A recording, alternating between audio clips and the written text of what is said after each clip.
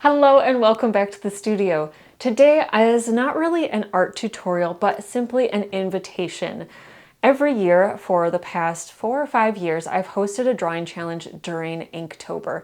And if you're not familiar with Inktober, it's basically an annual drawing challenge with a list of prompts for every day in October. Now, because I'm a mom of young children, I find it a lot more manageable to do an every other day style challenge, but all the same, it is a fun opportunity for us to get together and to collaborate and to draw similar subjects and just kind of see what we come up with. Now, Gardentober was born out of my desire for a slightly less spooky theme. It's more garden themed. Some of them are very specific and some of them are a little more vague. But Inktober has, again, a little bit of a tradition of being a little bit more spooky. Now, probably because it takes place in October, but spooky is not my vibe. You asked me to draw a gargoyle and I'm not gonna know what to do with that. So I created Gardentober as a way for those of us who want a more feminine or more garden-themed challenge, but want to participate in Inktober all the same.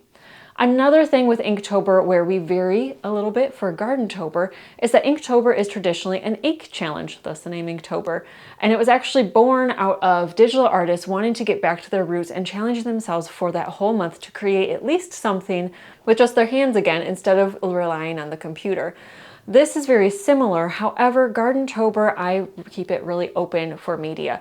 Our goal is just to create something, whether it's a beautiful finished piece or it's kind of a half-finished attempt at a drawing or at a painting. So if you want to use pencils, ink, if you want to use paints, I've even used wax seals in order to showcase whatever the prompt was for that day. Another wonderful thing about Gardentober is the fact that it's very casual.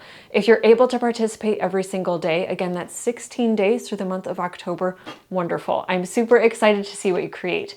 If you're only able to participate once in a while, or if you have to miss some of them, that's totally fine. In fact, even as the host of Gardentober, I miss a couple days every single year because I have little kids and sometimes I'm sick myself. And so it's just one of those things where it's awesome if you get to participate and join in for the day, and sometimes you just miss. And that's totally okay. Everybody understands and is very encouraging through that.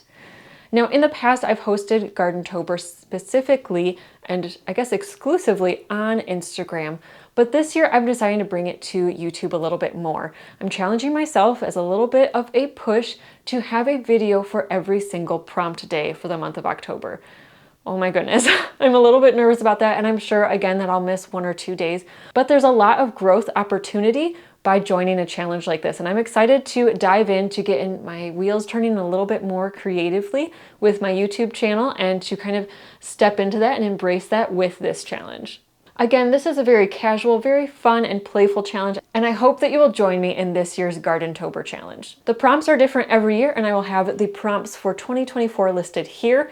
If you're listening to this in an additional year, I'll try to have everything linked down below, or I'll at least link my Instagram where I post the prompts every single year.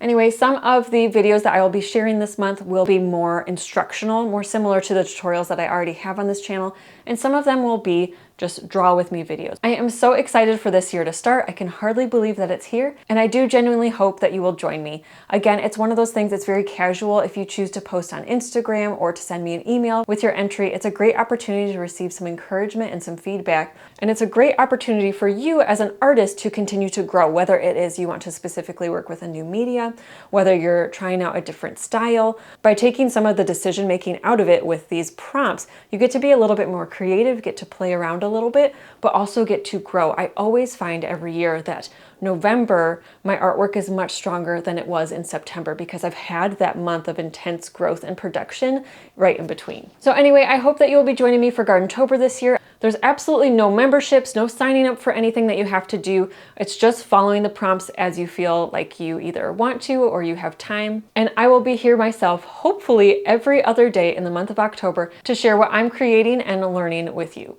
I'd love to hear what your favorite prompt is down below, and I cannot wait to see you there in this year's Gardentober. Gardentober. You know, I'm starting to think that wasn't helpful at all. This chair.